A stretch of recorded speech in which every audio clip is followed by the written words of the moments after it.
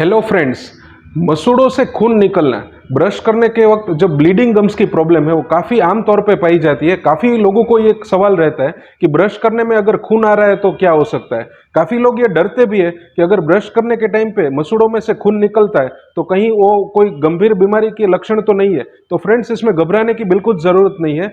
ये बहुत ही आम समस्या है, बहुत ही एक कॉमन प्रॉब्लम है मसूड़ों की, जिसको थोड़ी बहुत आप अगर जानकारी है तो आप उसको सॉल्व करने में आपको आसानी होगी। आज के वीडियो में हम बात करेंगे कि मसूड़ों से खून निकलने की समस्या क्या होती है, क्या उसके मुख्य तौर पे कारण होते हैं और उसका क्या साइंटिफिक इलाज है, और साथ ही में ऐसी 5 होम केयर टिप्स की जिसकी मदद से आप ये समस्या का सॉल्यूशन कर पाओगे। नमस्कार फ्रेंड्स, मैं डॉक्टर मितुल सोजित्रा। अगर चैनल में नए हैं तो सब्सक्राइब करके बेल आइकन को प्रेस करें और वीडियो को पूरे एंड तक देखें ताकि ये समस्या आपको जड़ से खत्म करने में आसानी हो। अब समझते हैं कि मसूड़ों में से खून निकलने की समस्या का क्या रीजन है। तो सबसे पहले उसके लिए बात करेंगे, ये है नॉर्मल दांत का स्ट्रक्चर, कि जो हमारा जो दांत होता है उनकी जड़ें है वो ऐसे मसूड़ों के अंदर होती है। अब मसूड़ों के अंदर जड़ होती है, उसमें क्या होता है कि बाहर की तरफ से जो है वो ऐसे गम्स का लेयर होता है, लेकिन ये गम्स जो है उसके अंदर ये हड्डी का, बोन का एक लेवल होता है जिसमें हमारे दांत की जड़ें है वो अंदर फिक्स होती है। अब होता क्या है कि जैसे ही हम कुछ भी खाना वगैरह खाते हैं तो हमारा खुराक है वो दांत और मसूड़ों के बीच में जो स्पेस होती है यहाँ पे कभी कभी फंस जाता है, और अच्छे से ब्रश करने की टेक्निक अगर हम फॉलो नहीं करते तो जो खुराक है वो धीरे धीरे करके दांत और मसूड़ों के बीच में फंसता चला जाता है। ये देखते हैं एक दूसरी स्लाइड में। यहाँ पे आप देख सकते हो कि जैसे ज्यादा टाइम से अगर खुराक दांतों के बीच में फंस रहा है, खास करके मसूड़े और दांतों के बीच में, तो क्या होता है ऐसे धीरे धीरे करके ऐसे टाटर या तो कचड़ा जमा हो जाता है, कि जिसको हम साइंटिफिक लैंग्वेज में कैलकुलस बोलते हैं। उससे मसूड़ों में धीरे धीरे करके ऐसे सूजन आ जाती है, या तो हम बोल सकते हैं कि मसूड़े लाल हो जाते हैं या तो रेडनेस आ जाती है। तो ये मसूड़ों में सूजन जो होती है, इस केस में अगर ब्रश उस पर टच होता है या तो कुछ भी हम हार्ड ब्रशिंग करते हैं तो भी ये मसूड़ों में से खून निकलना स्टार्ट हो जाता है। तो बेसिकली मसूड़ों में अगर सूजन है किसी के तो उनको मसूड़ों से खून निकलने की समस्या और ब्लीडिंग गम्स की प्रॉब्लम रह सकती है। अब जैसे कि हमने समझा कि मसूड़ों में सूजन कुछ भी खुराक वगैरह फंसने से जो टाटर जमा हो जाता है उसकी वजह से 90% से ज्यादा, या तो बोल सकते हैं कि 99% केस तक मसूड़ों में सूजन है वो मुंह के अंदर जो भी प्लाक या तो टाटर जमा हो जाता है उसकी वजह से रहती है। लेकिन ऐसे और कौन से रीजन है कि जिसकी वजह से भी मसूड़ों में से खून निकलने की समस्या रहती है,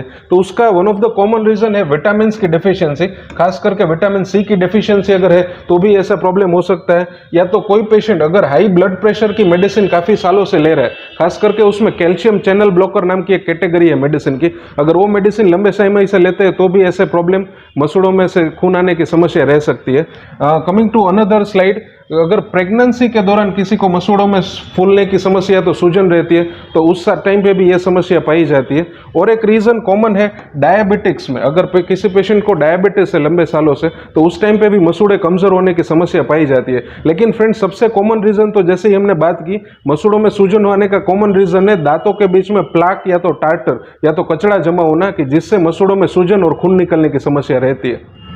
अब बात करते हैं होम केयर रेमेडीज की, यानी कि ऐसे कौन से घरेलू उपचार हैं जिसकी मदद से आपको ये समस्या रोकने में आसानी होगी और आगे जाके ये ब्लीडिंग गम्स का आपको सामना ना करना पड़े। तो खास करके जैसे मैंने बताया कि अगर मसूड़ों के बीच में ऐसे जो ये टाटर जमा हो जाता है तो ही सूजन और खून निकलने की समस्या रहती है। तो अगर कोई भी पेशेंट है या तो कोई भी बंदा है वो अपने ब्रश अच्छे से दिन में 2 बार करे, सॉफ्ट ब्रश यूज करके, और जो मसूड़ों के बीच में जो भी हम खुराक खाते हैं वो अगर फंसने ना दे या तो अच्छे से क्लीनिंग मेंटेन करें तो ये समस्या नहीं होती है। और दूसरा चीज हम ये ध्यान रख सकते हैं कि एंटीसेप्टिक क्लोरेक्सिडिन के माउथ वॉश आते हैं, कोई भी कमर्शियल अवेलेबल ब्रांड के माउथ वॉश आप यूज करने की प्रैक्टिस डालते हैं तो भी ये समस्या नहीं होती है।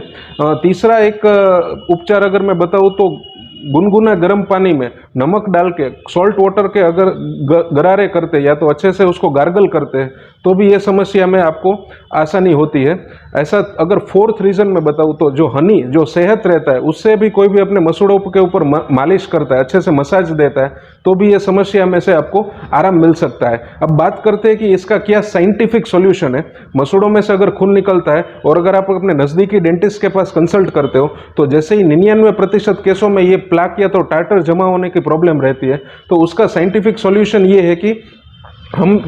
आपका डेंटिस्ट है वो आपके मसूड़ों के अंदर से जो भी ये टार्टर जमा हो गया है उसको क्लीन करके आपके दांत को ये कंडीशन में ट्रांसफर कर देंगे कि जिससे जो भी कचरा जो भी जमा हुआ था जो दांत और मसूड़ों के बीच में वो अच्छे से क्लीन हो जाएगा। और उसके बाद मसूड़ों में सूजन है वो धीरे धीरे करके 2 से 3 हफ्ते में कम हो जाएगी और आपको मसूड़ों में से खून निकलना जो ब्रश के टाइम पे निकलता है वो समस्या में धीरे धीरे करके जैसे ही मसूड़ों में से सूजन कम हो जाती है वैसे ही आपको उसमें से छुटकारा मिल पाएगा, उसमें से आराम मिलेगा। अब काफी लोगों को ये मन में एक गैर मान्यता रहती है कि अगर दांत हम टीथ क्लीनिंग करवाते हैं मशीन से तो उससे क्या दांतों को नुकसान होता है। तो फ्रेंड्स इसका मैंने एक स्पेशल वीडियो जिसका आई बटन पे और डिस्क्रिप्शन में मैं लिंक दे दूंगा वो आप देख सकते हैं, जिससे आपको पता चलेगा कि दांत साफ कराने से कोई भी नुकसान नहीं होता है। हम खुद अपने दांत हर 6 महीने में क्लीन करवाते रहते हैं और मैं आपको रिकमेंड करूंगा कि आप हर 6 मंथ्स में अपने नजदीकी डेंटिस्ट को, अपने फैमिली डेंटिस्ट को कंसल्ट करें और अपने मसूड़ों के स्वास्थ्य को ठीक रखने में उससे आपकी सहायता हो।